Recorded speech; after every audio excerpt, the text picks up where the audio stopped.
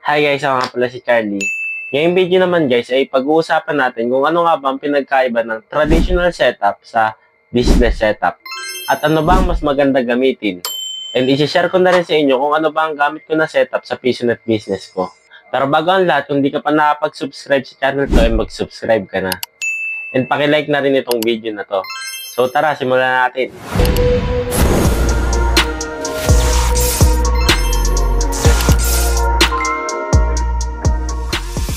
Ano nga ba ang pinagkaiba ng traditional setup sa diskless setup? Unahin natin dito sa traditional setup. Ang traditional setup, ito yung normal na setup ng computer. Halimbawa, bibili kayo ng PC. Ang bibili nyo na PC ay meron na itong sariling Windows or OS, application, and mga games. Sa madaling salita, may sarili itong hard disk. And kung may traditional setup kayo sa PisoNet ninyo, halimbawa, meron kayong 4 na PC, kung mag-i-install kayo ng panibagong laro or mag-a-update kayo, ay isa-isa pa ninyo itong i-installan at i-update. Gaya nga ng sinabi ko, dahil meron silang sari-sariling hard disk. Kabaliktaran ito sa diskless setup. Sa diskless setup naman, karaniwan itong ginagamit ng mga malalaking computer shop or PisoNet na may bilang ng 15 to 30 pieces na unit. Ang diskless setup ay kailangan meron kang isang PC server at mga PC client. Dito sa PC server, kailangan natin dito ng mataas, mabilis, at magandang specs ng PC. Bakit? Dahil dito nakalagay ang OS, mga application, and games ng mga PC client natin. Kaya kung mabagal ang PC server ninyo, ay mahihirapan ang mga PC client ninyo. Pero take note guys, hindi porke mataas ang specs ng PC server ninyo, ay bababa nyo na ang specs ng PC client ninyo. Dahil kung ano ang specs ng mga PC client ninyo, ay yun din ang magiging performance nito. Bali, ang hard disk lang ang babasahin ng PC client ninyo sa diskless server ninyo.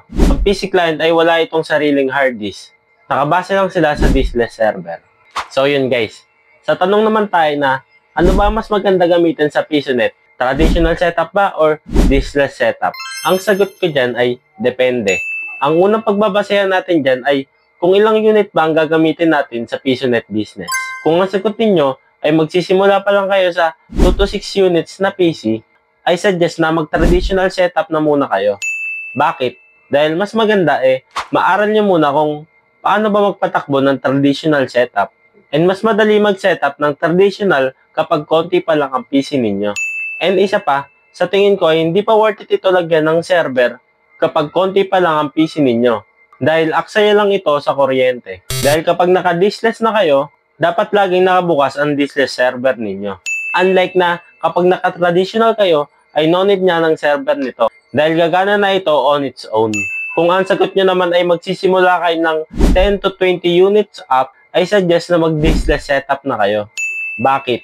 Dahil kapag marami na kayong PC client at may server na kayo, ay mas mapapabilis ang pag-update ninyo at pag-install sa mga laro. Dahil diretso na kayo sa diskless server na mag-i-install and mag-update ng mga laro ninyo.